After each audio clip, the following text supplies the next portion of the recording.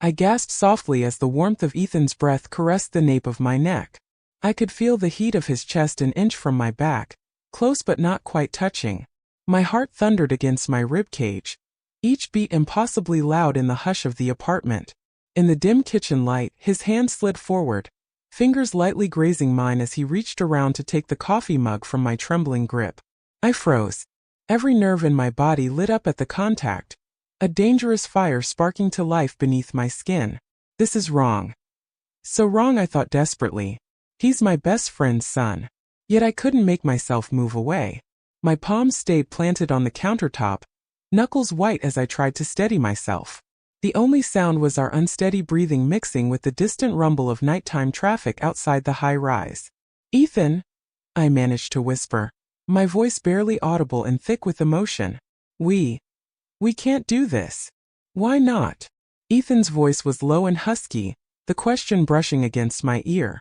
He still didn't back away. Instead, his arm on the counter bent slightly, his body effectively caging me in.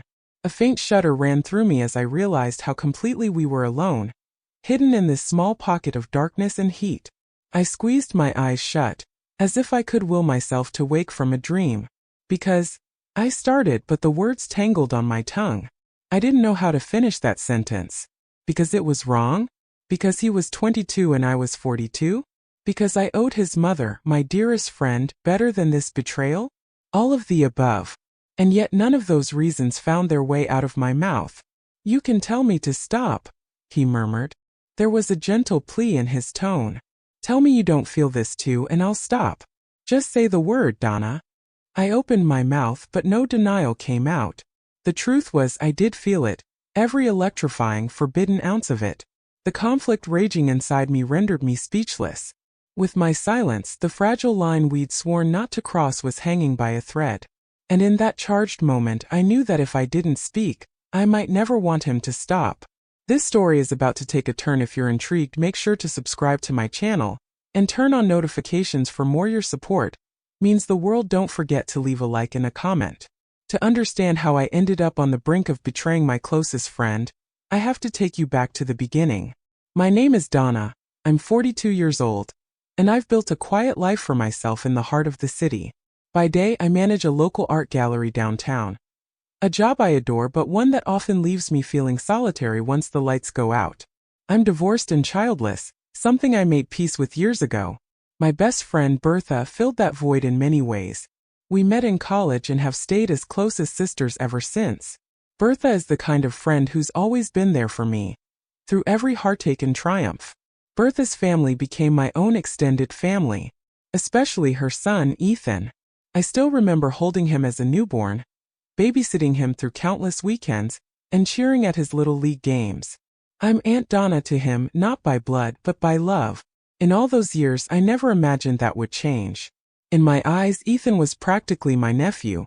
But life has a way of shifting beneath your feet when you least expect it. It started on an ordinary Saturday morning, a day that would mark the first crack in the walls I'd built around certain boundaries. Bertha had invited me over to her brownstone apartment for coffee and to help plan her upcoming birthday party. It was early, the city streets still quiet as I arrived. Bertha's place felt like a second home. The scent of vanilla candles and the clutter of family photos everywhere. I let myself in with the spare key Bertha had given me long ago. "Bertha," I called out, stepping into the sunlit living room. Only silence answered. I figured she might have run out to grab pastries or stepped into the shower. Setting my purse down, I wandered toward the kitchen, planning to start a pot of coffee. As I passed the hallway, a door opened behind me. I turned and nearly collided with Ethan. We both froze in place. He stood there, fresh from a shower, a towel wrapped loosely around his waist and water droplets still clinging to his bare chest and shoulders. For a split second, neither of us spoke. My heart jolted as an instinctive wave of embarrassment, and something else I couldn't name, flooded through me. "Oh, Donna, I didn't know you were here," Ethan stammered, his face flushing as he gripped the towel tighter around his waist. "I'm sorry, honey," I blurted, averting my eyes even as my cheeks burned. "I just came in. I should have knocked or something." I could hardly form a sentence. It felt like I'd intruded on a very private moment, which technically I had. But the shock I felt went beyond mere embarrassment. Ethan gave a nervous chuckle, stepping back into the doorway of his room. No, it's okay. My fault. I usually sleep late on Saturdays. Mom didn't tell me you were coming so early. His voice was warm and polite, the same sweet kid I'd known forever. But I noticed he wasn't a kid anymore. He had grown tall, toned from his college swim team if I recalled correctly, and that realization made my stomach do a weird little flip. He disappeared for a moment to throw on a t-shirt and sweatpants. I stood rooted to the carpet, face hot, my mind racing. Get a grip, Donna. It's just Ethan. But the image of his damp hair and bare skin was seared into my brain. I felt mortified for even noticing. When he emerged again, fully clothed this time, I was fussing with the coffee maker to distract myself. Ethan cleared his throat as he entered the kitchen. So, coffee? Need any help? He asked casually, as if nothing awkward had just occurred. His cheeks were still a bit pink. I forced a smile, desperately hoping I seemed normal. I think I've got it under control, I replied, my voice a touch too bright. The kettle was already on, saving me from having to look directly at him. Your mom stepped out? Yeah. He nodded, leaning against the counter across from me. She went to pick up some fresh bagels. Should be back any minute. Great, I said, filling the silence. I stirred sugar into my coffee mug even though it was still empty. The quiet that settled between us was thick with unspoken discomfort. I glanced at Ethan briefly. He was watching me with an expression I couldn't quite read, concern maybe? Or was I imagining a hint of curiosity? Before either of us could break the silence, the front door swung open and Bertha's cheerful voice rang out. Donna? You here? Relief washed over me. In the kitchen, I called back. Inwardly, I exhaled a breath I hadn't realized I was holding. Ethan pushed off the counter and flashed me a quick, reassuring smile, just the polite warmth I was used to. Bertha bustled in with a bag of bagels and an apologetic grin for being late. Her arrival dispelled the tension in an instant. We exchanged hugs and soon fell into our usual easy chatter over coffee and breakfast. Ethan joined us at the table, chiming in with jokes and stories from college. I laughed along, trying to act as natural as possible. Yet, even as I smiled, I felt a tremor inside me. I stole a quick glance at Ethan when he was busy buttering a bagel. My mind replayed the image of him in that doorway, the morning light tracing the muscles of his chest. A flush crept up my neck and I took a hurried sip of coffee to hide it. I told myself it was nothing, just a fleeting awkward moment. Everyone has embarrassing mix-ups. We would pretend it never happened and everything would go back to normal. And for a short while, that's exactly what it seemed like. In the days following that morning, I did everything I could to convince myself that nothing had changed. I buried myself in work at the gallery, staying late to catalog new exhibits. I even accepted an invitation to a networking dinner one evening, hoping the chatter of colleagues and clink of wine glasses would drown out the memory that kept replaying in my mind. Ethan standing in that hallway with just a towel and an apologetic smile. It was no use. The harder I tried not to think about it, the more my traitorous mind wandered back. Late at night in my lonely apartment, I'd catch myself visualizing the droplets of water tracing down his skin, the way his eyes widened when he saw me. Every time I'd flush with guilt and press a pillow over my face, as if I could smother the thoughts out of existence. What is wrong with me? I wondered. I had never ever looked at Ethan that way before. It felt as if some switch had flipped in my brain that I was desperate to flip back. A week later, on a quiet afternoon, my friend Aretha and I met up at our favorite cafe near the gallery. Aretha has been my confidant for years. A warm, perceptive woman who can read me like a book. As we settled into a corner booth with our lattes, she immediately noticed my distraction. You've been stirring that coffee for 5 minutes, Donna, Aretha said, arching an eyebrow. Want to tell me what's really on your mind? You seem a million miles away. I looked down and realized I had been absently swirling my spoon in my mug long after the sugar had dissolved. With a sigh I set it aside. Sorry. I guess I've been a bit out of it lately. Clearly, she said gently. Is something going on? Work stress? Or something else? Her eyes searched mine knowingly. There was no point in lying. Aretha could always sense the truth. I hesitated, swallowing hard. How could I possibly explain this without sounding crazy or horrible? but my need to unburden myself won out over the fear of judgment. I glanced around to make sure no one was within earshot, then leaned forward and lowered my voice. "This stays between us, okay?" I began. Aretha nodded immediately, concern knitting her brow. "Of course. Whatever it is, you can tell me." I took a deep breath, my heart thudding with anxiety. I've been feeling something I shouldn't," I confessed. Already my cheeks were burning. "It's about someone much younger than me. And it's wrong, Retha. It's so wrong." I used the nickname I'd given her in college without thinking. She frowned in confusion at first, then her eyes widened a touch as realization dawned. "You're not talking about some random guy, are you? This is someone we know." I nodded, unable to meet her eyes. I fiddled with the handle of my mug. "I can't believe I'm even saying this out loud, but it's Bertha's son. It's Ethan," I whispered, barely getting the name out. Aretha sucked in a breath. I expected her to gasp or scold or look at me like I was a monster. But instead, her face softened in sympathy. "Oh, Donna," she said quietly. "That must be really hard on you." I blinked, surprised. "You're not disgusted with me?" She reached across the table and took my hand. "Listen, you've been through a lot these past years. You've been lonely." Her voice was kind but steady. "Feelings aren't always black and white. I'm not judging you, but I have to ask. Has something happened? Did he do anything inappropriate?" "No," I answered quickly, then bit my lip. "I mean, nothing really happened. Not physically. It was an accident. I walked in on him last week. He wasn't dressed. It was awkward, but I reacted in a way I never expected. I keep thinking about it, and I hate myself for it." My confession spilled out in a rush of hushed words. Aretha squeezed my hand. "You're human, Donna. He's a grown man now, and well, you noticed. That's not a crime in itself. But you're right that it's a dangerous road to go down." I felt tears prick at the corners of my eyes, a mix of relief at finally telling someone and shame at the situation. I would never want to hurt Bertha. She's like a sister to me. I can't even understand why I'm feeling this. Ethan is practically family. It might just be a fluke. A moment that shook you up, Aretha offered gently. Maybe you're projecting some feelings of loneliness onto him because he's around and he cares about you. It doesn't automatically mean you'll act on it. I nodded, sniffing and mustering a weak smile. "You're right. The last thing I want is to act on it. Honestly, I just want things to go back to normal. I want to forget it ever happened." Aretha returned my smile, her dark eyes reassuring. "Then maybe try to keep some distance for a while, until you feel more like yourself. And if you do have to be around him, just remember what's at stake. I know you, Donna. You won't let yourself betray Bertha. You have more self-control than that." I hope she was right. Her faith in me was both a comfort and an added pressure.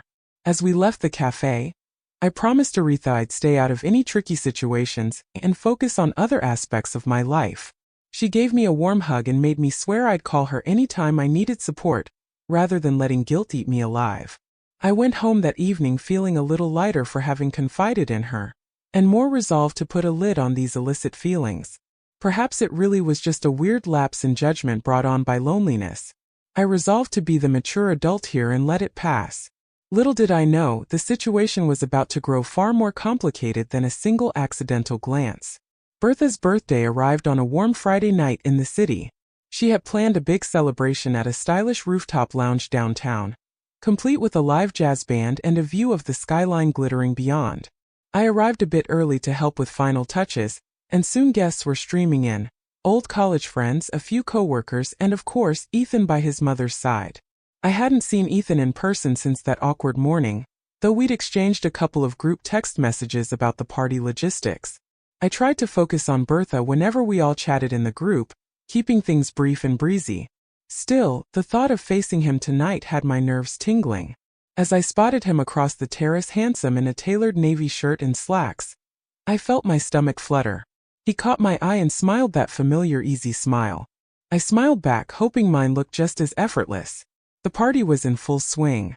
Under the golden glow of string lights, I mingled and laughed with our friends, doing my best to ignore the occasional sparks of awareness whenever I sensed Ethan nearby. A couple of times I felt his gaze on me from across the crowd. Each time I pretended not to notice, focusing instead on Bertha's laughter or the drink in my hand. I was determined to follow Aretha's advice. Be normal, keep my distance, don't invite trouble. As the night wore on, the jazz band switched to a softer, slower tune at Bertha's request. She was a little tipsy and giddy from all the attention, and she wanted a slow dance for nostalgia's sake. I watched as she dragged an embarrassed Ethan onto the dance floor for a mother-son waltz, much to everyone's amusement. They twirled clumsily, making Bertha throw her head back in laughter. I clapped along, genuinely happy seeing my friend enjoy her night. When the song ended, I stayed by the sidelines, content with observing. But Bertha had other plans. Flushed and grinning, she came marching toward me with Ethan in tow. "Donna!" she exclaimed, slightly breathless. "You're not getting off that easy. It's my birthday and I command you to have fun." She gently pushed Ethan forward. "Dance with my boy, will ya? I need a breather." I felt heat rise to my cheeks. "Oh, I don't know." I began to protest, but Ethan was already stepping up with an outstretched hand, playing along with his mother's playful order. His eyes met mine, holding a question. "May I have this dance?" he asked in a light tone, but I could see a flicker of something serious underneath. I hesitated only a second. There was no good excuse to refuse without drawing attention. So I nodded, sliding my hand into his. "All right, one dance," I managed with a tight smile. He led me to the open space where other couples were swaying. The next song started, a slow, soulful melody from the band. Of course it had to be a slow song. I placed my free hand nervously on his shoulder, and he rested his warm hand at my waist. The contact sent a jolt through me, but I kept my face composed. We began to move in gentle circles. The city lights spun lazily around us. At first, we kept a respectable distance, barely touching beyond our joined hands and the light pressure of his palm at my side. I avoided his eyes, instead looking over his shoulder. From the corner of my vision, I could see Bertha sitting at a nearby table, happily chatting with a friend and not paying us any mind. "You look beautiful tonight," Ethan said softly, low enough that only I could hear. My eyes snapped to his, surprised. "Thank you," I murmured. A compliment like that from him was unexpected and dangerous. I quickly added, "You clean up pretty well yourself." He gave a small chuckle. "Thanks." For a moment we fell quiet, the music filling the silence. I became acutely aware of how intimate this all felt despite the public setting. The scent of his cologne mixed with the night air. A mix of pine and something crisp and sweet. It was dizzying. As we turned slowly with the music, Ethan leaned in a fraction. "I've been wanting to talk to you," he admitted under his breath. His tone was careful. My heart skipped. I kept my smile fixed for any onlookers while whispering, "Ethan, this isn't really the time." "Then when?" he asked gently. His fingers pressed a bit more firmly against my waist, sending warmth radiating outward. "You've barely looked at me all night, Donna. Did I do something wrong?" I shook my head slightly, swallowing the lump in my throat. "Of course not. There's a lot of people here," I said softly. It was a feeble dodge and we both knew it. He nodded almost imperceptibly. "All right," he said, letting it drop. We continued to sway, but an unspoken tension had slipped in between us, making my pulse flutter. After another few moments of quiet, Ethan spoke again, voice tinged with sincerity. "About that other day." My breath caught. "Here? Now?" I stiffened instinctively, but he continued, "I never got to apologize. I'm sorry if I made you uncomfortable when you walked in on me." I risked a glance up into his eyes. They were earnest, searching mine. "It was my fault. I walked in without warning," I replied quickly, cheeks burning at the memory. His mouth quirked in a faint smile. "Still, I didn't mean to startle you." He hesitated, choosing his words carefully. "I haven't been able to stop thinking about the look on your face. I was worried I upset you." I felt a pang in my chest. Upset wasn't exactly the word for what I had felt. Flustered, confused, intrigued, even. "I was just surprised, that's all," I whispered. "Let's forget it happened, okay? It was nothing." Ethan's jaw tightened slightly as if he wanted to argue but thought better of it. "If that's what you want," he said, the disappointment evident despite his soft tone. Before I could respond, the song drew to a close. The last note hung in the air as we stepped apart. I suddenly became conscious that my hand was still in his and that we had drifted closer during the dance than we'd started.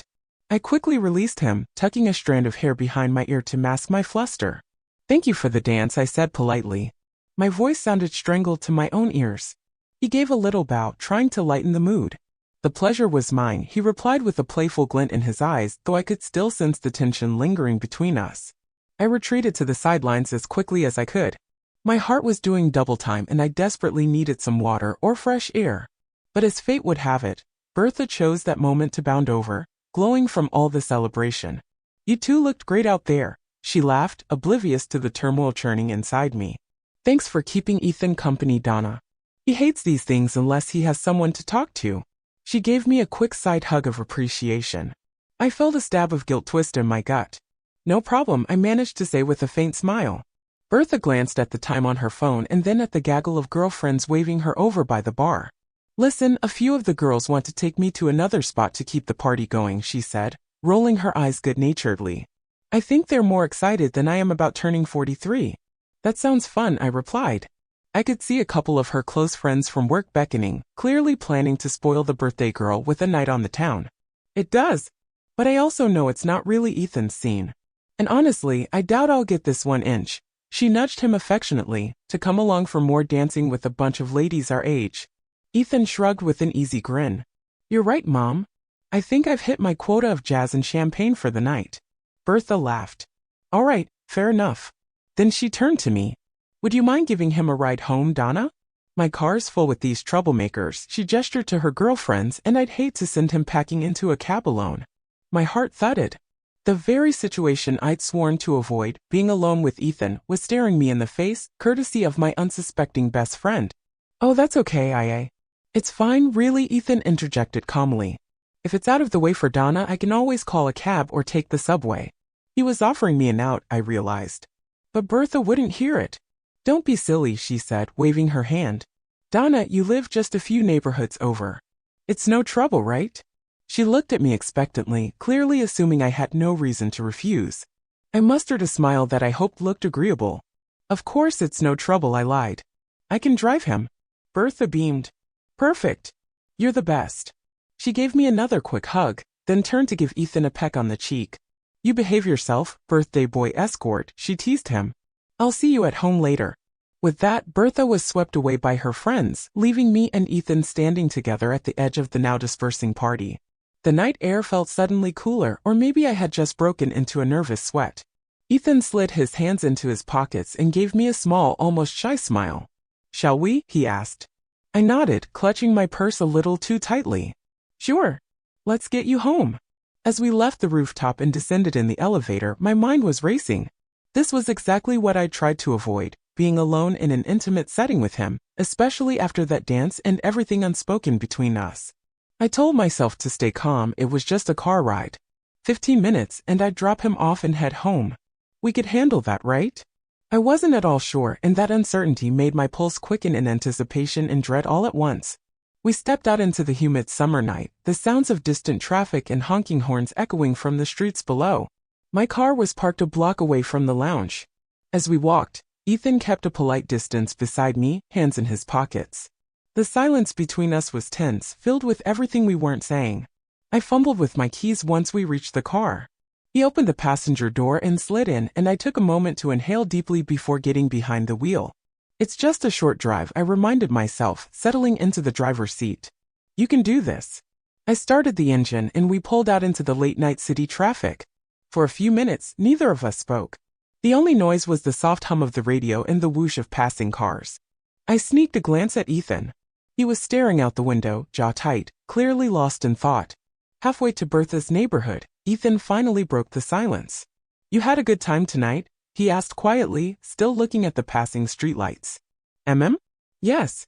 Yes, of course," I replied too quickly. My fingers clenched the steering wheel. "Your mom seemed really happy." "She did." "I'm glad you were there to celebrate with her," he said, then added softly, "I'm glad I got to see you." I felt my pulse jump. I forced a light laugh. "You see me all the time, silly. I'm around constantly." He shook his head, a faint smile on his lips though his eyes remained thoughtful. "Not lately. This past week you've been, I don't know, distant." My stomach flipped. So he had noticed. I kept my eyes on the road.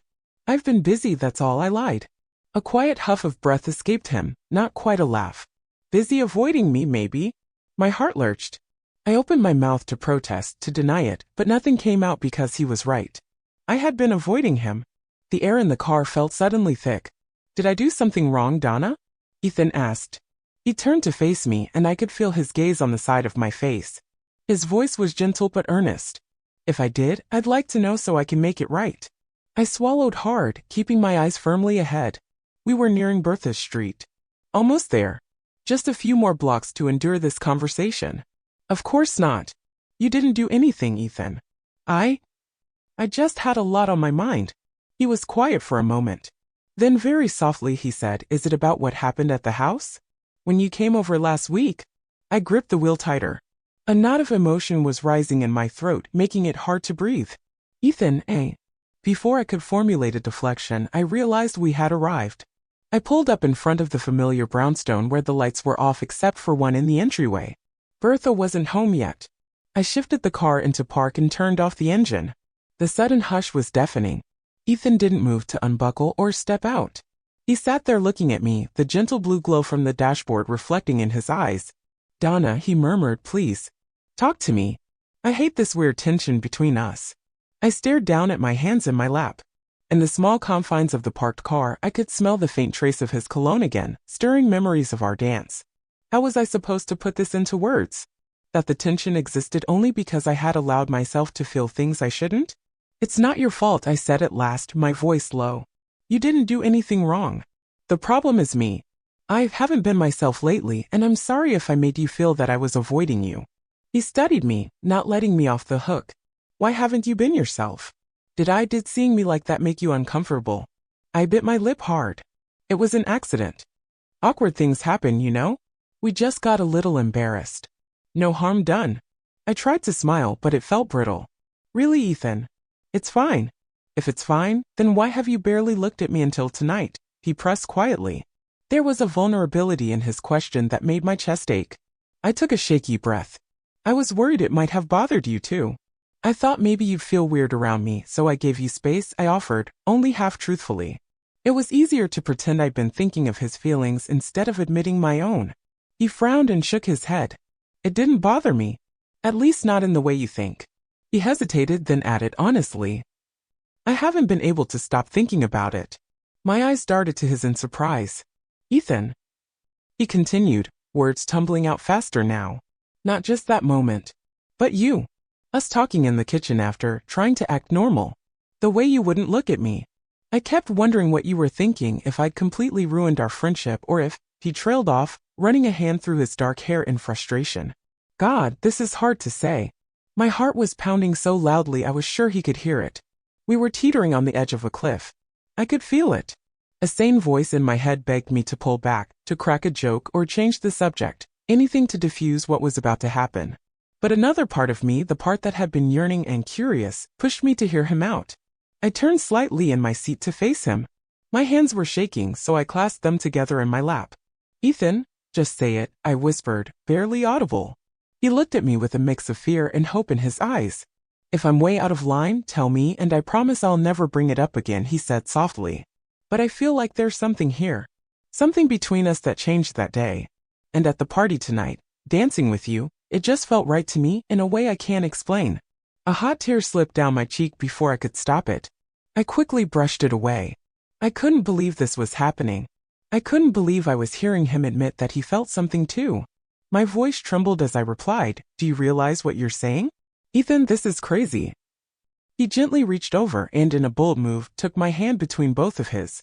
His palms were warm and slightly unsteady. Maybe it is crazy. I know you've known me my whole life. To you I'm Bertha's kid who used to run around in diapers and play video games on your couch. But I'm not a kid anymore, Donna. And I've gotten to know you my whole life too. My breath hitched at the feeling of his hands holding mine. I should have pulled away, but I didn't. His words poured out, earnest and determined. You are amazing, Ethan said, staring at me intently. You're smart and kind and beautiful. You've always been there for me and Mom. I guess I always had a bit of a crush on you, even when I was a teenager, but I knew you'd never see me that way. You were married then, and I was just a kid, so I pushed it aside. But recently, I feel like we understand each other in a different way. Especially now that I'm an adult. And I can't pretend I don't care about you. In a way that isn't just family. I couldn't breathe. My entire body felt flush with adrenaline and disbelief at the words spilling from him. Ethan had a crush on me? And it hadn't faded? This was too much to process. I opened my mouth to respond, but a sob caught in my throat instead. Immediately, he let go of my hand and leaned closer. "Oh no, please don't cry," he pleaded softly. "I'm sorry. I didn't mean to upset you. I'm probably completely out of line. Just forget I said anything, okay?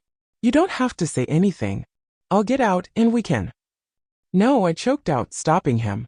I wiped my eyes with the heel of my hand, trying to compose myself. "Don't go. I'm not crying because I'm upset like that. It's just a lot." He paused, half turning back to me, one hand still on the door handle. "It's a lot." I nodded, inhaling shakily. How could I possibly articulate what I was feeling? The relief? The terror? What you just said. "It's not one-sided," I managed to say, my voice trembling. He stared at me, eyes widening slightly. You feel it too?" he asked in a hush, as if daring to believe it. I closed my eyes briefly, then opened them. The vulnerability on Ethan's face was something I'd never seen before, and it melted the last of my defenses. I tried so hard to ignore it, I confessed, each word heavy. I told myself it was just me being lonely or crazy. But yes, something changed in me that day. And dancing with you tonight. I felt it too. I just didn't want to admit it. The silence that followed was weighty, filled with our mutual confession hanging in the air. Ethan let out a breath I didn't realize he'd been holding. He looked as though a weight had been lifted from him. "Donna," he murmured, and in that single word was all the longing and relief that I felt in my own heart. He glanced at the darkened house, then back at me. "Do you want to come inside? We should probably talk more, not out here on the street." His offer was gentle, and I knew he was giving me an easy out if I wanted it. We could label this a mere talk. I glanced at the brownstone. Bertha likely wouldn't be home for hours, and the neighborhood was quiet at this late hour. Inside it would be just the two of us. No distractions, no excuses left. My pulse quickened. "All right," I whispered. "Just to talk." We both understood it might not stop at talking, but saying it aloud made me feel slightly less reckless. Ethan gave a small nod and a reassuring half-smile. We exited the car and walked up the steps to the front door. His hand shook slightly as he unlocked it. I felt my own resolve wobble with each heartbeat. As the door clicked shut behind us, we were enveloped in the stillness of the darkened house. Ethan flipped on a small lamp in the living room, casting a low, warm glow. My nerves were humming. This was it, the point of no return was fast approaching, and I wasn't sure anymore if I wanted to turn back. We drifted into the living room, unsure of what to do next. Ethan and I sat down on the sofa, a careful cushions width apart. The silence was deafening. My mind was racing through 1,000 thoughts. This is insane. What happens now? Do we pretend we're just going to chat about the weather? Ethan cleared his throat softly.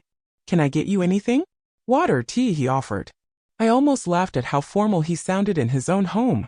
I realized he was just as nervous as I was. "Actually, how about some coffee?" I suggested. My hands were trembling and I needed something to do with them. Caffeine was probably the last thing I needed at this hour, but making coffee gave me an excuse to move, to break the charged stillness. "Sure," he said. "I'll help." We moved to the kitchen, side by side but not quite touching. The familiarity of the space, the same kitchen where I'd shared countless casual meals with this family, felt surreal under these circumstances. I busied myself at the counter, grabbing the coffee beans and filter as if it were any other night. Ethan fetched a couple of mugs from the cabinet without being asked. We were operating on muscle memory, trying to act normal, but nothing about this was normal. As I filled the carafe with water, I could feel my heartbeat in my throat. Ethan was standing just behind me, close enough that the heat of him gently radiated against my back. I focused on pouring, but my hands were unsteady. Water splashed over the edge of the coffee maker. "Here, let me," Ethan said softly. He stepped closer, reaching around me to take the pot. His arm brushed mine and I sucked in a breath. In that single motion, the veneer of normalcy shattered. My breath came shallow and fast. He set the pot down and didn't step back. We both froze. I was hyper-aware of every point of contact, his chest hovering near my shoulder, his forearm lightly against mine on the countertop. The scent of his cologne and the warmth of his body enveloped me. Time seemed to slow. I stared down at the empty mugs in front of me as if they held the answers. My mind yelled at me to move, to put distance between us, but my body betrayed me by leaning back ever so slightly. "Donna," Ethan whispered, right by my ear. His voice sent a gentle tremor through me. I closed my eyes. This is a bad idea," I managed to say, though it came out weak, unconvincing. "Tell me to stop and I will," he replied. It was the same plea he'd uttered in the car, now spoken against my skin. "If you don't want this, just say the word." My lips parted, but no sound came. I couldn't form the word "stop," it lodged in my throat, unspoken. Ethan's hand hesitated near mine on the counter. Then I felt his fingers intertwine gently with mine. I let out a shaky exhale. The simple act of holding hands felt more intimate in that moment than anything I'd done in years. He turned me slowly to face him. I kept my gaze down, afraid that looking into his eyes would dissolve the last of my restraint. But he tilted my chin up with a trembling finger. When our eyes met, I saw everything we had been holding back. Months of unspoken tension, fear and longing. He looked at me as if I were something precious and fragile. My resolve broke. With a soft, desperate sound that might have been a sob or a laugh, I closed the distance between us, pressing my lips to his. The first brush of Ethan's lips against mine was gentle, almost reverent, as though he couldn't quite believe this was real. Then in the next heartbeat, all the pent-up emotion surged through us both. The kiss deepened, turning urgent and hungry. Ethan's arms wrapped around my waist, pulling me against him, and I let him. I melted into his embrace, my hands finding their way to his shoulders. A small voice in my head was screaming that this was wrong, that I was crossing a line I could never uncross. But that voice grew fainter with every second I tasted the sweetness of his kiss, felt the tenderness and passion in the way he held me. This wasn't some impulsive fling or a moment of simple lust. It felt like two souls colliding after being kept apart by walls that had finally crumbled. He guided us back toward the sofa, our lips never parting. I found myself lying back against the cushions as he hovered over me, one of his knees sinking into the cushion beside my hip for balance. We paused for breath and I looked up at him. Ethan's face was flushed, his eyes dark with emotion. I touched his cheek, marveling at the reality of him here with me like this. "Donna." He murmured my name like a question, as if seeking permission one last time. In answer, I pulled him down into another kiss. That was all the permission he needed. His hands caressed my sides, cautiously at first, then with growing confidence. My body responded with a warmth and desire that was both exhilarating and terrifying in its intensity. I arched toward him as his lips trailed from my mouth to my jaw, then down the side of my neck. A soft gasp escaped me, and my fingers curled into his shirt. For a few beautiful, blinding moments I lost myself completely. The world narrowed to the sensation of Ethan. His weight against me, the mint taste of his kiss, the low sound in his throat as I tangled my fingers in his hair. It was everything I hadn't known I was yearning for, and it made my heart ache even as it raced with joy. But just as things were about to go past the point of no return, my eyes opened and caught sight of a photo on the shelf across the room, a framed picture of me and Bertha and Ethan from years ago, all three of us grinning at some long-ago Christmas party. The three of us who were like family. Reality crashed back in like a cold wave. I tore my lips from Ethan's and pushed gently but urgently against his chest. Wait. I panted, my voice ragged. Ethan immediately pulled back, concern flooding his expression. He was breathing hard as well. "What's wrong?" he asked, still so close that I could feel his breath on my face. My vision blurred with tears I hadn't realized were forming. What were we doing? We had gone from a tender confession to tangled up on the couch in the span of minutes. And the consequences, oh God, the consequences of this would be enormous. I can't, I whispered, shaking my head as a tear slipped down my cheek. "Ethan, we can't do this. Not all the way. I'm sorry. I just can't." He searched my face and almost immediately he understood. He glanced over his shoulder to where my eyes had flicked moments before. I could see the pain and conflict in his face as the same realization dawned on him. Slowly, he nodded and eased himself off of me, moving to sit back on the couch. I sat up, hurriedly straightening my blouse with trembling hands and wiping at my eyes. My body was still humming with desire, and stopping felt like ripping out a piece of my own heart. But I knew it was the right thing to do. The only thing to do. "I'm sorry," I choked out again, not sure what else to say. I wrapped my arms around myself, suddenly aware of the cool air on my heated skin.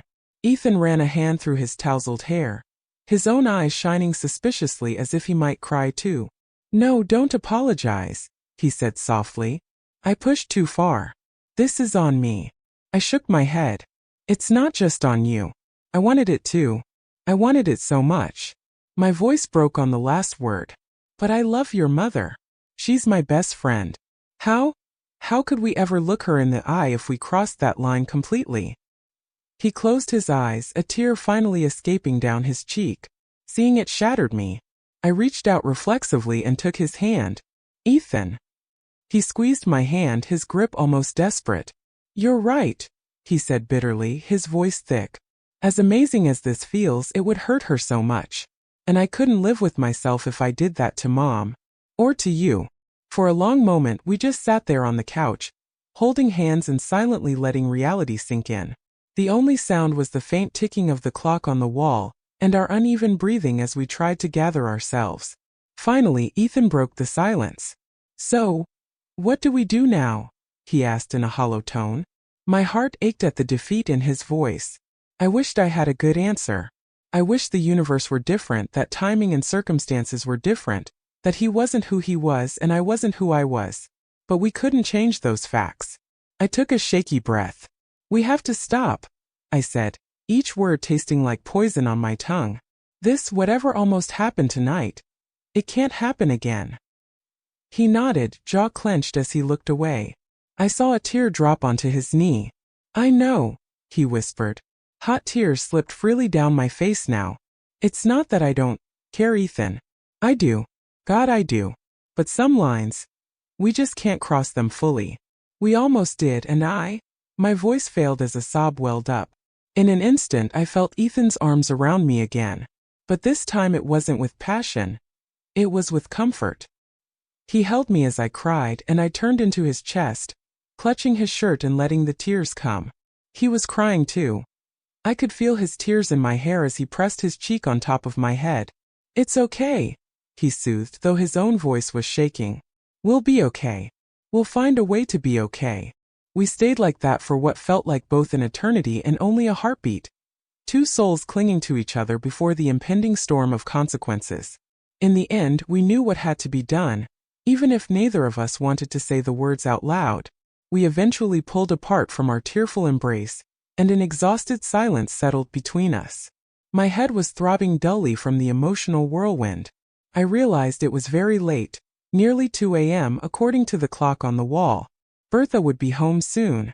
We needed to compose ourselves. "I should go," I whispered, my voice hoarse from crying. Ethan nodded, reluctantly releasing me from his arms. Neither of us wanted to part, but staying like this was only going to make it harder. We stood up from the couch, both a bit unsteady. I smoothed my wrinkled skirt and he straightened his shirt, quieting the visible signs of our passionate encounter. He walked me to the door. My heart clenched at the sight of his face.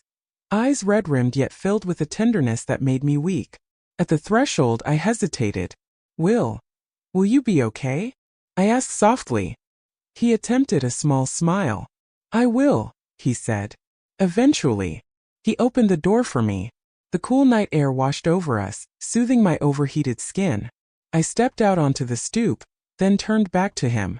There was so much I wanted to say, that I was sorry, that I cherished him, that in another life everything could have been different.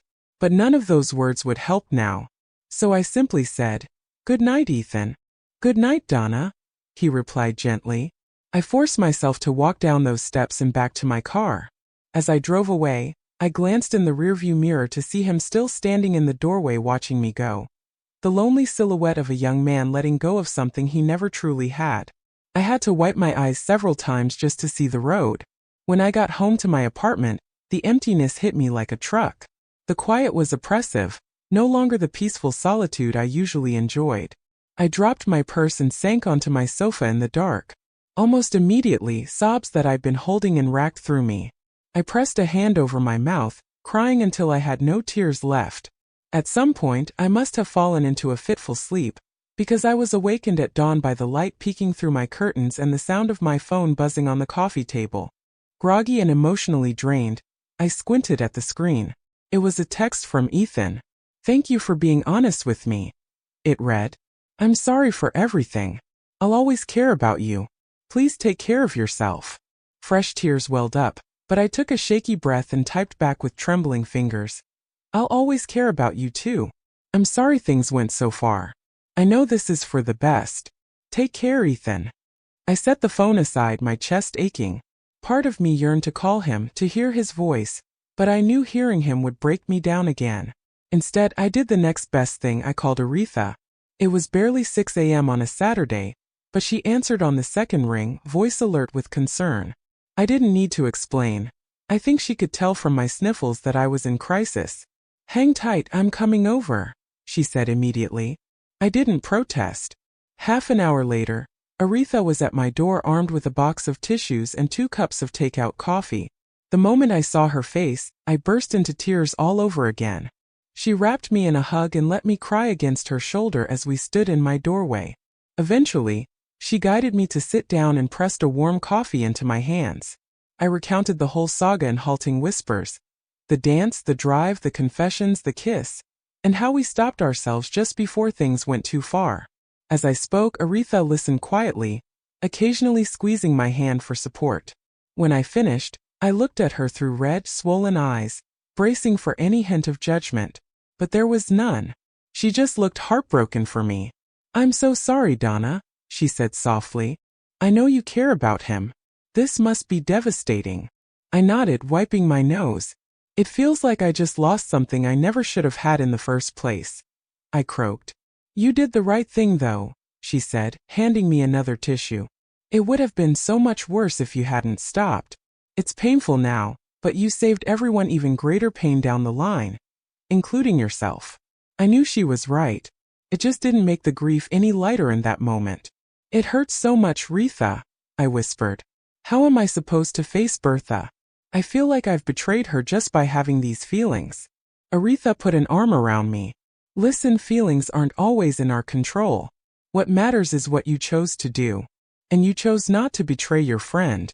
You respected that boundary in the end. That counts for something." I leaned against her, closing my eyes. "I hope so." She rubbed my back soothingly. "Give yourself and Ethan some time. Maybe a little distance will help cool things down to where you can both move on." I pulled back and looked at Aretha, biting my lip. He mentioned maybe he should go away for a while," I admitted.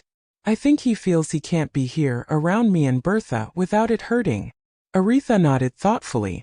"That might be wise. A clean break at least for now." A heavy weight settled in my stomach at the thought of him leaving the city, but I knew it was likely. "He just graduated college not long ago," I murmured. "He had some job prospects out west. Maybe he'll take one of them." Saying it aloud made it more real and more final.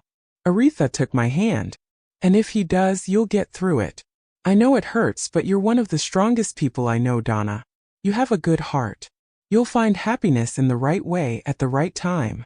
I managed a faint smile at her words. I wasn't sure I believed I deserved happiness at that moment, but having her there made me feel less alone. We spent the rest of that morning in comforting quiet. Aretha stayed by my side, watching silly movies on TV and holding my hand whenever fresh tears fell. By the time she left around noon, I felt wrung out but a little more stable. Over the next week, I kept my interactions with Bertha brief but warm, feigning a mild cold or a heavy workload to justify not hanging out in person. Guilt gnawed at me every time I heard her cheerful voice on the phone, but I held it together.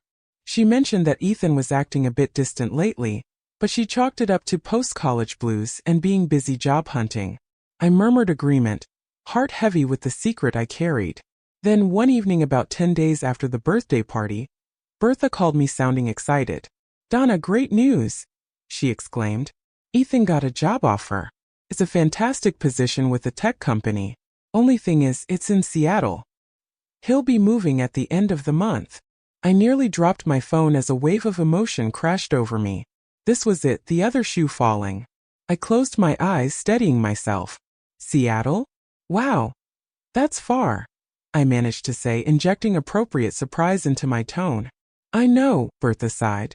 "I'm going to miss him so much. But it's a huge opportunity for him." He needs to spread his wings, and honestly I think a new environment will be good. He's been a bit moody lately, you know? Maybe this fresh start will cheer him up. My throat tightened. I'm sure it will, I said softly. He told me he wanted to let you know himself, she went on. I think he's planning to drop by and talk to you if that's okay. He seems really concerned that you not feel like he's abandoning you or me or something. She gave a little laugh. You two have always had a special bond. At that I had to bite my lip hard to keep it from trembling. Of course it's okay. He can come by any time, I replied, my voice just barely steady. After I hung up I stood in my kitchen for a long time, phone still in hand, processing. It hurt, but it also felt inevitable.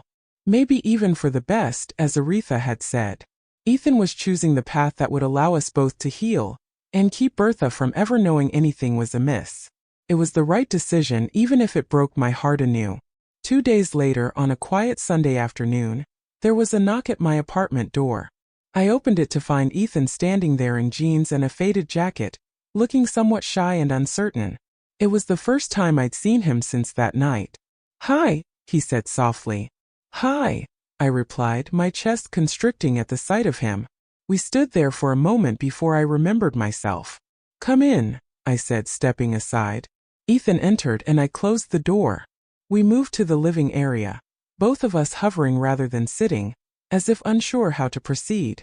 Finally, I broke the tension with a gentle smile. Seattle, huh? He let out a breath of relief that I wasn't upset. Yeah, Seattle. I wanted to tell you in person. I owe you that. I nodded. Your mom told me. She's thrilled for you, even if she'll miss you. I'm going to miss her too. And you, he said quietly. He shoved his hands in his pockets and looked around my apartment, his eyes lingering on little details like the photos on my mantle, as if trying to memorize everything. So when do you leave? I asked, trying to keep my voice even. End of this week, he answered. I booked a flight for Friday. The new job wants me to start next Monday. That's fast. My heart squeezed. He managed a tight smile. Ripping off the band-aid, I guess. I looked down, my eyes stinging. I'm really proud of you, you know. This job sounds amazing. Thanks, he said, his voice thick with emotion. I wouldn't have gotten it if it wasn't for you and Mom supporting me through college. We inched a little closer without realizing it. My living room suddenly felt like it was full of ghosts, memories of him at different ages, memories of us. Are you okay with this? I mean, really? He asked, searching my face. I don't want you to feel like you have to be happy about it if you're not. I took a deep breath and answered honestly. It's hard. I'm going to miss you a lot. But I think a part of me will be relieved knowing you're out there building a great life. It might be easier for both of us with some distance. He nodded, tears brimming in his eyes. Yeah, I keep telling myself that too. This was the right thing. We both knew it. But knowing didn't make it hurt less. Ethan rubbed the back of his neck nervously. I also came to give you something. He reached into his jacket and pulled out a folded piece of paper. It's just a letter. I figured I'd write down what I couldn't really say out loud. You don't have to read it now. Maybe after I go. My hand shook slightly as I accepted the letter. Thank you, I said softly, touched by the gesture. He swallowed. I guess this is goodbye for now, huh? My composure finally cracked. A tear spilled onto my cheek. Just to see you later, I whispered. You never know, maybe someday. I didn't finish the sentence and he didn't press it. Someday. It hung in the air as both a faint hope and an understanding that now was not our time. Without another word, we moved into each other's arms. The hug was gentle at first, then fiercely tight. I buried my face in his shoulder and he in my hair. I felt his tears damp against my temple, and mine soaked into his jacket. Goodbye, Donna, he murmured finally, voice cracking. Goodbye, Ethan, I managed to reply. My throat felt constricted, barely letting the words escape. We separated slowly, fingers lingering until the last possible moment. He gave me a trembling smile, that sweet, heartbreaking smile, then turned and walked out of my apartment. I stood there in the open doorway and watched him head down the hall until he disappeared around the corner. And just like that, he was gone. I closed the door gently and pressed my forehead against it, clutching the letter to my chest as fresh tears fell. It was really over. I sat on the floor of my apartment for a long time after Ethan left, clutching his letter. Eventually, with trembling hands, I unfolded the paper. As I read his neat handwriting, fresh tears rolled down my cheeks. In the letter, Ethan poured out everything he had felt but couldn't say face to face. He thanked me for being in his life, for inspiring him and caring about him all these years. He wrote that he understood why things had to end this way, but that he would never regret the feelings he had for me. He promised to cherish the memories of our time together, even the painful ones, because they were a part of him now. At the very end, he wished me happiness and love, hoping that one day I would find someone who could make me feel as loved and special as I deserved, without any shame or secrecy. By the time I finished reading, I was openly sobbing again. But there was a warmth in my chest too. His words were heartbreaking, yes, but also beautiful. In that moment, I felt a strange sense of peace mixed with the sorrow. We had meant something profound to each other. Something that would leave a lasting imprint on our hearts, even as we moved forward apart. I tucked the letter away in a small wooden box where I kept my most precious mementos. I knew I would revisit those words in the years to come, whenever I needed to remind myself of the tender, if complicated, truth we had shared. In the weeks that followed Ethan's departure, life slowly found a new normal. The gallery work kept me busy, and I poured myself into preparing for a big autumn exhibit. Bertha and I continued our friendship much as before. Lunches at our favorite deli, movie nights on Fridays. If she noticed a new melancholy in my eyes, she lovingly attributed it to empty nest blues on her behalf. I let her believe that. In a way, it was true. I missed Ethan's presence deeply, just as she did, even if the reasons for my ache were layered with secrets. Aretha checked in on me often.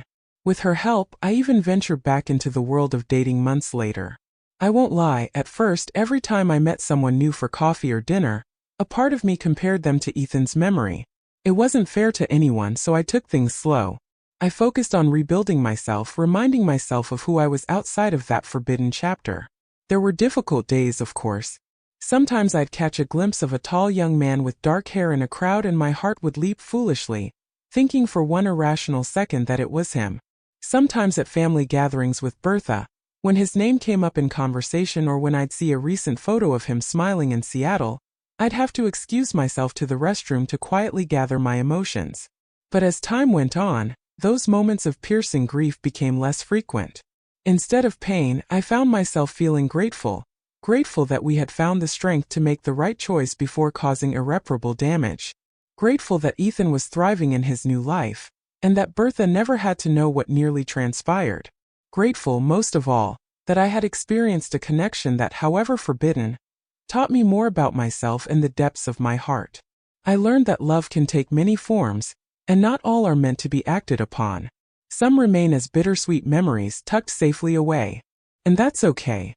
It doesn't make them any less real or meaningful. It just means they were not ours to keep. One crisp morning about a year later, I found myself walking through a small park in the city, leaves crunching under my boots.